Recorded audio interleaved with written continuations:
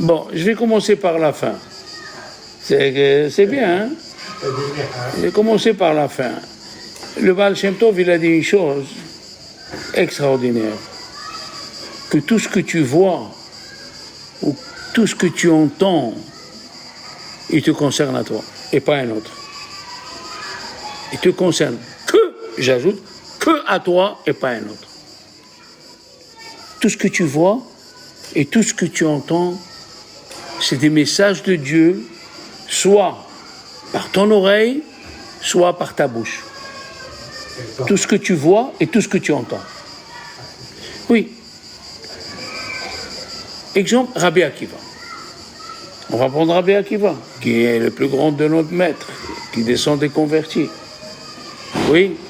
Rabbi Akiva, après 12 ans, il est arrivé aux portes de sa maison.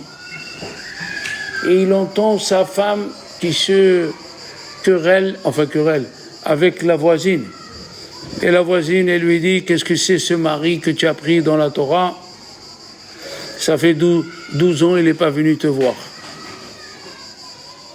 Qu'est-ce qu'il a fait Rabbi Akiva? Elle a entendu ça. Il a rebroussé chemin. Elle a dit, Rachel, sa femme, s'il pouvait rester encore 12 ans, qu'il reste. Alors, la question elle est, pourquoi tu ne rentres pas? Tu dis bonjour, et tu reviens en largeur. Tu reviens au Beth Midrash. Alors, c'est connu, il y a un gaon de Moussar, il s'appelle Rabbi Chaim Shmolevitch, il a dit, s'il rentre, il ressort, c'est plus une fois 24 ans. C'est 2 fois 12 ans. Ça change la donne. Ça change la donne quand tu dis 2 fois. Quand c'est 1 fois, c'est pas pareil. Oui? Quand c'est 2 fois... On m'a dit qu'en mathématiques, c'est pareil. Moi, je ne sais pas faire les comptes. Il y a un monsieur, il devait donner de l'argent à l'État. Rabbi Ochanan, il lui a dit, au lieu de lui donner 2 fois le terrain d'impôt, 1600 fois 1600, donne-lui 2 fois 400. Hazard. 1600 multiplié par 2, c'est pas 2 fois 400. Alors, qu'est-ce qu'il a fait Rabbi Akiva? Il a compris à Kol Bideshamim, tout vient du ciel. Tout ce que j'écoute, ça me concerne. Comme ça, il dit le Baal Shem Tov, il a dit en 1700 et quelques. Tout ce que j'entends, il me concerne. Maintenant, on a dit tout ce que je vois. Rabbi Akiva marchait dans le champ, il a trouvé un homme avec un fagot sur lui, noir, et 2 personnes qui le frappent.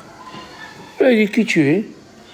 Il a dit, moi je suis tel et tel, je suis mort, et tous les jours Dieu il m'oblige à ramasser les fagots de bois, et 2 anges ils me frappent parce que j'ai laissé un enfant rachat.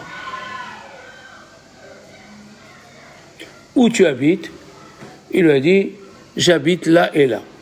Il est parti. Il a dit, il a dit aux gens du village, vous connaissez ce monsieur? Les gens ils lui ont dit, Machemo Feshem Zechro Racha. Il a dit, d'accord.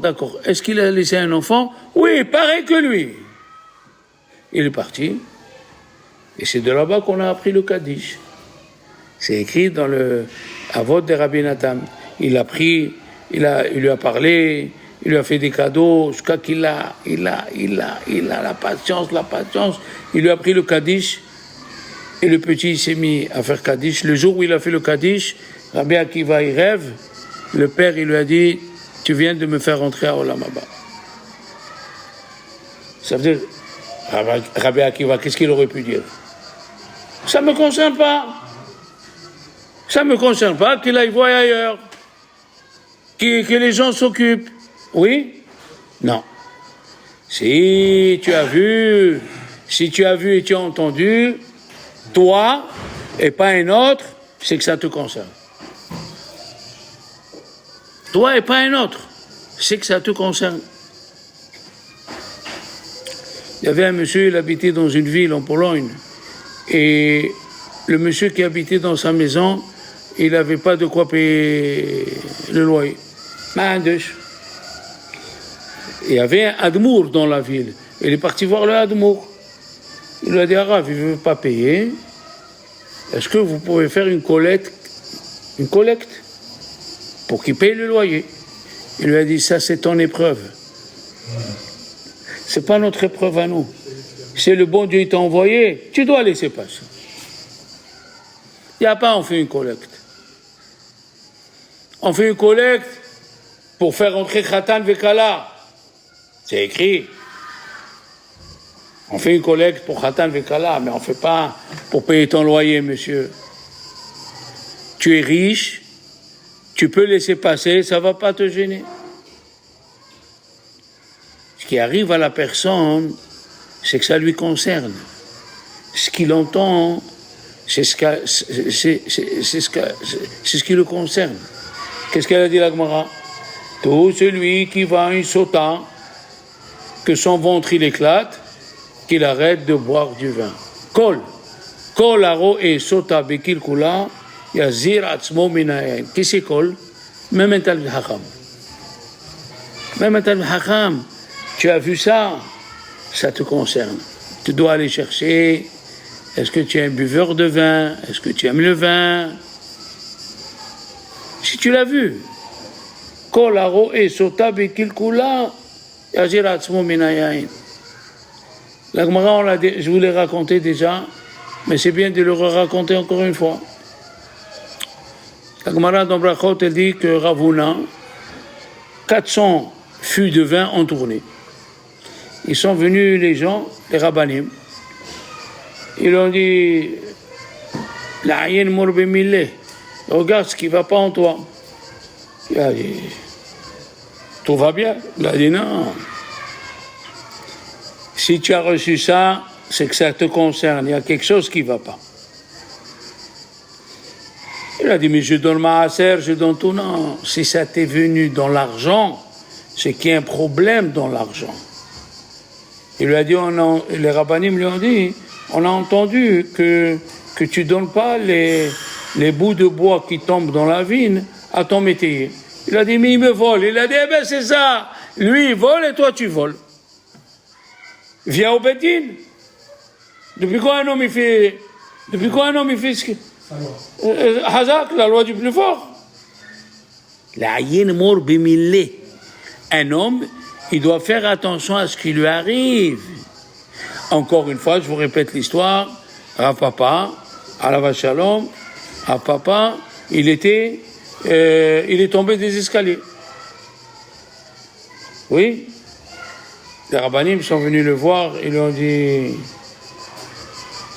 tu as vu? Il a dit, quoi tu as vu? Ça va bien? Ça va bien? Il a dit, non. Si tu es tombé des escaliers, c'est qu'il y a quelque chose qui ne va pas. Qu'est-ce que tu as dit au Beth Midrash? Que s'il vient un pauvre, tant qu'il ne vit pas ici 30 jours, il ne faut pas lui donner. Et il dit, le grand de Vilna, c'est écrit, Pato ahtiftah yadecha, Pato ahtiftah yadecha laevion, et Pato ahtiftah les te'amim, c'est Dargat Evir. Qu'est-ce que c'est Dargat Evir en araméen? L'escalier, il s'est cassé. Comme ça, il dit le grand de Vilna. Aussi, le grand de Vilna, il dit, il y a écrit dans les 10 commandements, ne tue pas, lo tirtzah. Une fois, c'est écrit avec patah, et une fois, c'est écrit avec kamatz. Pourquoi? Il a dit, des fois, tu tues. Kamatz veut dire fermer. Tu ne sais pas assez de Torah et tu dis des halachot, tu tues. Et patah, c'est quand tu dois l'ouvrir, tu sais des halachot et tu n'enseignes pas. Donc même la ponctuation, même les te'amim, ils ont une raison dans la Torah.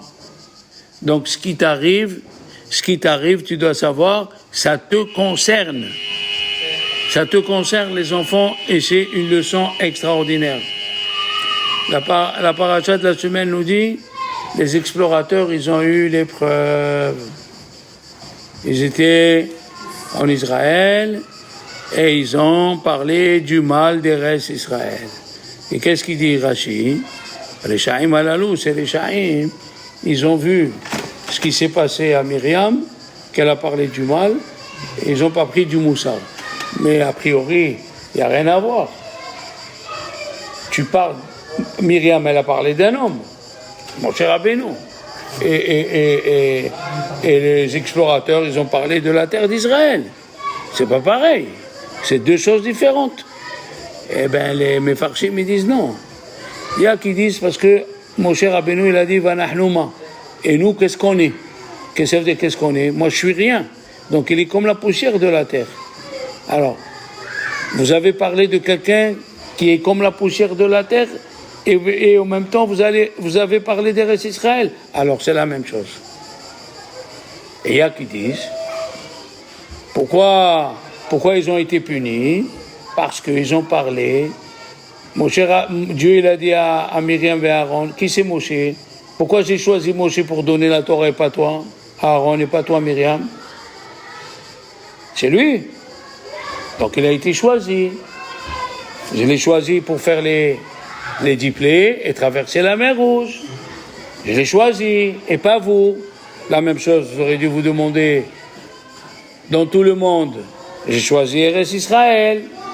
Vous aurez dû dire pourquoi il a choisi Eretz Israël. Comment il a choisi Eretz Israël et nous on parle du mal d'Eretz Israël? C'est pas possible. Et qu'est-ce qu'ils ont dit les Chachamim? Leur langue sortait jusqu'au nombril. Le nombril, c'est le milieu du corps. Le nombril, c'est le milieu du corps. Alors, vous avez vu? Mida keneged Mida. Tu as parlé d'Eretz Israël qui est le milieu du monde. Hein? Alors, la même chose, Mida keneged Mida. Tu aurais dû comprendre. Combien ils pesaient, les enfants, combien elle pesait la grappe de raisin qu'ils ont pris les Meragelim? Bonne question. Combien? Ah, tu es loin du compte. Combien? 13 000 kilos. Comme ça, il dit Rabbi Chaim Kanievski. 13 000 kilos, 13 tonnes. Et c'est écrit qu'ils sont passés par un Nahal Eshkol. C'est quoi Nahal Eshkol? C'est un ruisseau par où ils sont passés avec la grappe. Alors parce qu'ils sont passés, il faut lui donner un nom. C'est quoi cette histoire? Non, parce que la grappe donnait du vin pendant 40 ans comme un ruisseau. Comme ça a dit le Midrash. Nahal Eshkol, 13 tonnes. Et après, ils pouvaient lever 13 tonnes? 8. Ah, 8? 8, ils ont levé 13 tonnes. Mais 8, c'est beaucoup. Bien sûr que c'est beaucoup. Et combien elle pesait la grenade? Elle pesait 900 kilos. Et le soir, les explorateurs, ils ne savaient pas où dormir. Ils ont vu, ils ne savaient pas que c'était une peau. La peau de la grenade, dedans, il y a des trous. Ils se sont mis dedans, s'ils étaient dans un hamac. Et le matin, d'où elle vient cette peau? C'est la fille d'un géant qui a voulu manger la grenade. Elle a jeté la peau. Et le matin, elle a senti qu'elle a sali l'endroit. Elle est venue, elle a pris la peau et elle l'a jetée. Et les explorateurs, ils ont sauté en l'air, ils ont fait le saut en parachute. D'accord? Quand la Torah, elle a dit, qu'est-ce que c'est? Quand la Torah, elle a dit, écoutez bien, Ve'ayamim yeme bikure anavim. C'est quoi bikure anavim? C'est quoi le mot bikure anavim? Premier raisin. Hein? Premier raisin. Qu'est-ce que ça veut dire? Premier raisin. Est-ce que en juillet, les raisins, ils sont mûrs? Presque, pas tout à fait. Ils sont pas mûrs du tout, Léon. Ça dépend des... Les raisins, ils commencent à venir en septembre. On parle, en Israël, on parle. Et qu'est-ce qu'il a dit, Moshe? Moshe, il a dit, Moshe, rappelez-nous, même les prémices des raisins qui ne sont pas encore mûrs, ceux des restes d'Israël, ils seront sucrés. Comme ça, il a dit, Moshe, rappelez-nous. Maintenant, les kabbalistes, ils disent, ils se sont fait prendre. Pourquoi?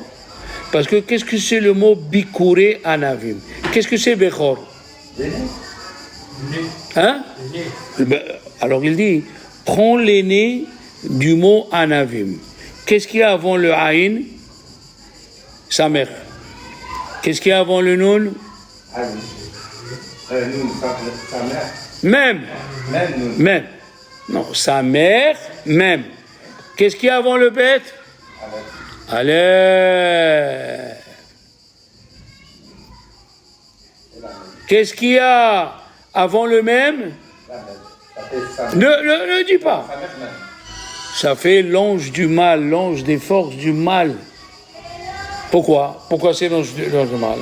Parce que au début c'est écrit que Moshe Rabbeinu il leur a dit allez explorer la terre. Oui. Et nous qu'est-ce qu'on les appelle? Meragelim. Et explorer c'est un espion explorer. Il y a écrit je vais vous dire Veyaturu. Qu'est-ce que explorer? Or, est-ce que c'est bien d'envoyer des explorateurs ou non? Je vous pose la question au temps de Moshe Rabbeinu. C'est un manque de confiance envers lui. Toi, tu dis, c'est un manque de confiance. Toi, qu'est-ce que tu dis? On me dit, ils n'auraient même pas dû explorer, ils auraient dû rentrer direct. Ils auraient dû rentrer. Et toi, qu'est-ce que tu dis? Moi, je dis c'est normal d'envoyer des explorateurs avant d'aller dans le noir. Mais quand il y avait le Balrou qui leur a dit vous allez directement ça, ils auraient dû écouter. Alors, Moshe Rabbeinu, c'est écrit qu'il a envoyé des explorateurs, pas ceux-là. Il a envoyé des explorateurs dans la ville de Yazer. Il a envoyé des espions. Comment, Moshe? Ça lui est arrivé ça, et il envoie des espions. Tu as compris la question. Et dans Devarim, qu'est-ce que c'est écrit? Que Moshe Rabbeinu, il a dit, Vatikrevun elai kulechem, vous êtes venus vers moi, vous m'avez dit, Nishleha anashim lefanenu, on veut envoyer des gens. Oui? Donc, il a dit, Vaitav adavar be'enai, et j'étais d'accord avec vous. Ça contredit ce que vous dites. Je vais vous dire pourquoi. D'accord? Je vais vous dire pourquoi. Est-ce que Dieu, dans cette terre, quand Dieu nous a mis dans cette terre, il veut qu'on se conduise, réfléchissez à ce que je dis, naturellement, avec la nature, ou comme dans le désert, au-dessus de la nature? Réfléchissez. Comme le désert, non, ils sont sortis du désert. Quand on était dans le désert, tu n'as pas compris. Quand on était dans le désert, comment Dieu il se comportait avec nous? Au-dessus de la nature. La manne, l'eau, les colonnes de nuée, les vêtements. Alors qu'est-ce que c'est bien pour nous? De se conduire comme dans le désert ou se conduire comme la nature que Dieu a créée? Hein? Comme dans le désert. Hazak. Hazak, c'est faux à 3000%. Pourquoi? Écoutez bien, pourquoi? Parce que il y a écrit dans la Masechet Pesachim, celui qui dit Hallel Agadol Bechol Yom, celui qui dit le Hallel grand tous les jours, c'est un rachat. Quel est le Hallel Agadol? Odol Hashem Kitov Kile Olam Ado. Oui, le Oseh Gidol Tiflot Tivado Kile Olam Ado, le Tzion Melech Haimori Kile Olam Ado. C'est quoi? On parle tous les miracles qui sont au-dessus de la nature. Tous les miracles qui sont au-dessus de la nature, c'est le Hallel Agadol. Dieu, quand il a créé ce monde, il veut qu'on se conduise dans la nature que Dieu a créée. Comme c'est écrit, quand vous viendrez en Israël et vous planterez des arbres. Pourquoi il faut planter? Et confiance en Dieu, tu n'as pas besoin de planter. Il leur a dit, Dieu, quand vous rentrez en Israël, vous allez faire la guerre. Pourquoi il faut faire la guerre? C'est pas comme vous dites. Les Juifs, ils savaient qu'en rentrant en Eretz Israël, l'époque de Moshe va s'arrêter. Ils le savaient. Les explorateurs, ils savaient qu'en rentrant en Eretz Israël, les miracles, la manne, l'eau qui sort, c'est fini tout ça. On doit se conduire dans la nature et tout en se conduisant dans la nature, on va croire en Dieu. Et eux, ils ont fauté. La question, elle est, pourquoi on les appelle les explorateurs et pas les espions? Parce que Yoshua, les garçons, il a envoyé 2 espions à Jéricho pour espionner Jéricho. Vous me suivez? Qui l'a envoyé? Pinchas et Caleb Ben Yefune. Pinchas et Caleb, très bien Léon. Pourquoi il les a envoyés? Il a confiance en Dieu. Non. Quand on rentre en Israël, il faut la guerre, il faut planter, il faut se conduire dans la nature. Maintenant, vous savez qu'est-ce que c'était Jéricho? Jéricho, c'était le centre du monde. Et il n'y avait pas un pays dans le monde qui n'avait pas un ambassadeur à Jéricho. Et une fois par an, il faisait l'adoration de la lune. Et c'était un tirage au sort qui sait qui va dormir avec Rahav, celle qui a sauvé les 2 explorateurs. Oui. Jéricho, elle était pleine de magie. Et c'est pour ça qu'il fallait tourner 7 fois pour enlever la magie qui montait jusqu'au ciel. Et qu'est-ce qu'elle a fait, Rahav? Elle a sauvé les 2. En vérité, c'est écrit Behaspino. Elle a caché un. Et ils étaient 2. Il lui a dit, Pinchas, moi je suis un malach. Quand il a tué, il est devenu un malach. Quand je veux, je me fais voir. Et quand je veux, je me fais pas voir. Et parce qu'elle les a sauvés, les enfants, regardez qu'est-ce que c'est la force dans la Torah d'être reconnaissant. Qui c'est qui s'est marié avec elle? Yehoshua. Yehoshua, il a pris une prostituée. Elle s'est convertie. C'est une prostituée. C'est une prostituée, il a dormi. Il s'est marié avec... Pourquoi? Parce que quand tu te convertis, tu es une autre personne. Tu n'es plus la même. Et vous savez ce qu'a dit la Gemara dans Megillah? De Rachav, ils sont sortis des rois et des prophètes. Voilà qu'est-ce que c'est quelqu'un. Voilà qu'est-ce que c'est quelqu'un quand il est reconnaissant envers l'autre. Akarat Hatov. Yehoshua, il est arrivé devant Jérusalem. Et il ne savait pas comment rentrer dans Jérusalem. Il y avait un goy. Ils lui ont dit au goy, s'il te plaît, dis-nous par où on rentre, on ne te touchera pas. Il leur a montré, la rentrée dans Jérusalem était par le milieu de l'écorce d'un arbre. L'arbre, il s'appelait Luz. Les Noirs, ils sont rentrés de là-bas, et ils sont rentrés à Jérusalem, et ils ont pris Jérusalem. Qu'est-ce qu'elle dit la Torah? Ils l'ont laissé vivant. Lui, sa femme et ses enfants, tu veux écouter? Ça fait 5000 ans, ils sont vivants, ils ne sont pas morts. Le Malach HaMavet, il ne peut pas rentrer dans cette ville. Pourquoi? La reconnaissance. On ne sait pas ce que c'est dans la Torah, être reconnaissant. Alors, ces explorateurs-là, pourquoi on les appelle explorateurs, on ne les appelle pas espions? Vous savez pourquoi? Dis-moi, quand tu veux envoyer un espion, tu envoies 12 d'un seul coup. Ah, merci monsieur. Combien tu envoies? 1 ou 2? Et c'est pas que ça. Quand la Torah nous dit le nom des explorateurs, les matériaux, oui? Il y a écrit Ishehad le maté avotav. Oui ou non? Il dit Rabbi Akiva, pourquoi tu me dis Ishehad alors que tu me dis les noms? Si tu me dis les noms, je l'ai dit hier. Alors dis-le au nom de qui tu as entendu. De toi qui as dit.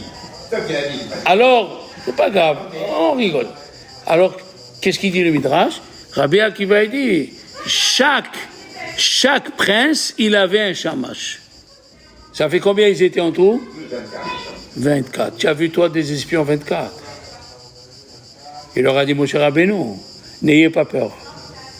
Rentrez et dites que vous êtes venus acheter des fruits. C'est pas péché. Faut pas avoir peur. Rentrez et dites que vous êtes... Qu'est-ce qu'ils ont voulu faire les Juifs? Chacun de tribu, il a voulu voir le côté qui va hériter pour voir s'il est bien. Et ça, c'est la faute. Il dit, Rav Eliashiv, écoutez, c'est une halakha. Tu peux parler du mal des habitants d'Israël s'ils se conduisent mal. Mais tu ne peux pas parler du mal des restes d'Israël. Tu peux parler, les habitants de Tel Aviv, c'est ils font. Tu as le droit si tu n'es pas d'accord avec eux. Mais tu ne peux pas parler du mal, la poussière d'Israël, le sable d'Israël. Ça, c'est assourd. Il est venu un juif visiter Jérusalem avec Rav Tzvi Pessahfran en 1953, un juif américain. Il est venu, il lui fait, Rabbi Tzvi Pessahfran qui lui fait visiter Eretz Israël. Et après, pas Eretz Israël, il lui fait visiter Jérusalem. Et quand il lui fait visiter Jérusalem, il lui dit, il y a des sacs à ordures ici, des pots d'ordures. Alors Rabbi Tzvi Pessahfran qui lui a dit, dites-moi, vous priez tous les matins? Il lui a dit oui. Il lui a dit, qu'est-ce que vous dites à la fin avant aller au Shabbat? Ur'e Betouv Yerushalayim. Regarde le bien de Jérusalem, ne regarde pas le mal. Ur'e Betouv Yerushalayim. Regarde le bien. Chez quelqu'un, peut-être il a un défaut, mais 90% il est bien. Et ils disent Chachamim. La fin, elle est un petit peu difficile. Parce que, il leur a dit, Moshe Rabbeinu, regardez, Uma Aretz, Hashemenai. Qu'est-ce que c'est Hashemena? Bien huilé, comme on dit. Bien huilé? La terre, elle est huilée. Non, ça veut dire qu'elle apporte beaucoup de choses, elle donne beaucoup de vitamines et tout. C'est quoi le mot Shemena? Tu es en train de tourner autour du pot. S'il est gras, on dit d'une terre gras. Tu vas chercher le dictionnaire. Une terre qui est fertile, on dit Eretz Poria. Donc, ça va pas le mot. Ça va pas le mot. Après, qu'est-ce qu'il lui a dit? Hayesh ba'etz.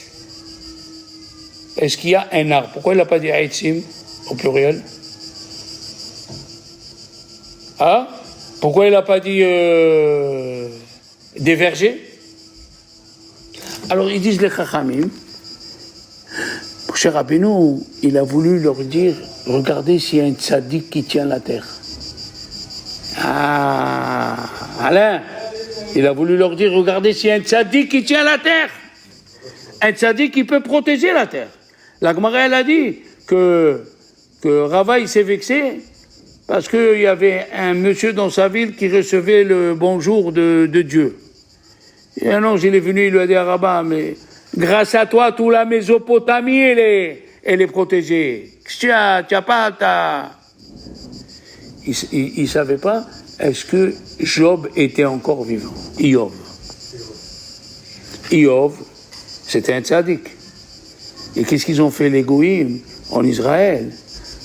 Chaque fois qu'ils avaient un mort, ils le gardaient, ils ne l'enterraient pas.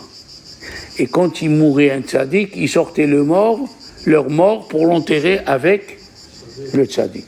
Et c'est pour ça qu'ils se sont trompés. Qu'est-ce qu'ils ont dit? Eretz, Ochelet. Ils ont dit une terre qui mange leurs habitants. Ils se sont trompés. Ça veut dire tout ce que tu vois, fais attention comment tu vas le traduire. Fais attention. C'est combien le mot Aetz? 160. Hein? 160. Hazak ou Baruch. Tzel, c'est combien? Combien? Tzel, l'ombre. Ah non, celle de 90, 90, 120. 120. Et il leur a dit... Il y a eu dedans de celle? Non. Il leur a dit, Kalev, Sar Silam Me'alehem. Ils ont perdu Tzilam. C'est combien? Tzel au pluriel? C'est le pluriel, alors Silam, c'est Tilam, c'est ça? Tzilam au pluriel. 90 et 30, 120, Non. 160. Hein? 160. Aït, c'est combien tu as dit? Il leur a dit, le tzaddik de la génération, il est mort. Vous n'avez pas besoin. Faut pas avoir peur. Donc, l'épreuve, il est là. Tu vois quelque chose, fais attention comment tu vas le traduire. Il faut avoir le bon décodeur. Le bon décodeur. C'est pas facile d'avoir une épreuve et de la mal la traduire. Moshe, Aaron et Myriam, ils se sont fait prendre. Ils ont cru, au lieu de dire pourquoi nous on n'est pas au niveau de Moshe, ils ont fait descendre Moshe à leur niveau. Il faut faire attention. À la fin, on va répéter ce qu'on a dit hier pour finir. Il a dit, Dieu à Moshe Rabbeinu, pourquoi celui qui a profané, pourquoi il a profané Shabbat, le Mekoshesh? Il a dit, il a oublié que c'est Shabbat. Il a dit, il a oublié. Je vais leur donner une mitzvah où ils se rappelleront. Il nous a donné le tzitzit. Et j'ai posé la question, si vous vous rappelez, c'est pas moi. Où est Shabbat dans le tzitzit? Alors le grand devina la réponse extraordinaire. Il a dit, quels sont les tours qu'on fait dans le tzitzit? 7, 8, 11, 13. Et il a dit, ça c'est les melachot de Shabbat. Il y a les melachot pour le pain, il y a les melachot pour tanner, et il y a 7 qui n'ont rien à voir, qui sont des melachot que aucune relation avec eux, ça fait 7, 8, 11, 13 qui font 39. Extraordinaire. Et il y a un autre rave qui a dit, c'est Da'azikini Ba'ale Atosfot, il a dit une chose, il a dit tzitzit, Rachid a dit que le mot tzitzit plus les nœuds, ça fait 613. La Gematria, c'est 613. Parce que c'est écrit Uritem Oto ou Schartem. Maintenant, écoutez bien ce qu'il a dit Rabbi Ovadia Yosef. Ça, je ne vous l'ai pas dit hier. Il a dit comment vous avez fait pour vous rappeler à chaque fois de quelque chose. Quand vous pose la question, vous rappelez de la Torah. Il a dit que c'est écrit dans le Parashat Tzitzit.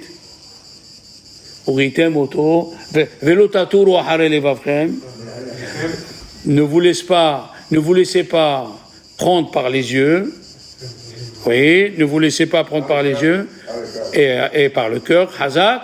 Et après, c'est écrit dans le tzitzit, Uritem Oto, Uschartem et Kol Mitzvot Hashem. Il a dit, moi, toujours dans ma vie, j'ai mis des lunettes fumées pour pas voir les femmes dans leur état. Aïe, aïe, aïe, aïe. Donc, il y avait un monsieur, taximan, il a pris Rabbi Aaron Steinman. Écoutez bien.